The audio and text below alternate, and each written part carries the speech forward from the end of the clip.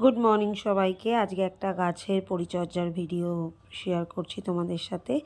এটা হলো পেঁয়াজ আর রসুন দিয়ে জল বানিয়ে রেখেছিলাম আমি বোতলে, দুদিন ধরে জলটা ছিল। তারপর আমি এক বালতি জলের একটু কম নিয়ে তার মধ্যে জলটা মিশিয়ে দিলাম এবং প্রত্যেক গাছে দিয়ে দিলাম। যে গাছে ফুল হয় না, মানে ফুল গাছ কিন্তু কুড়ি আসতে চায় না, সেই গাছেও কিন্তু ফুল হবে।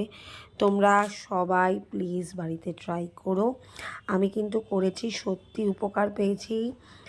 আর একটু গন্ধটা, স্মেলটা একটু উগ্র, তো দেখবে দরকার হলে যাদের নাকে লাগছে গন্ধটা, তো তারা একটুখানি নাকে কোনো মাস্ক পরেই দেবে।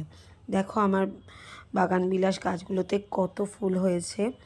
আজকের মতন ভিডিওটা এত দূর থাক। প্লিজ আমার চ্যানেলটাকে সাবস্ক্রাইব করে দিও। টাটা, ভালো থেকো, সুস্থ থেকো।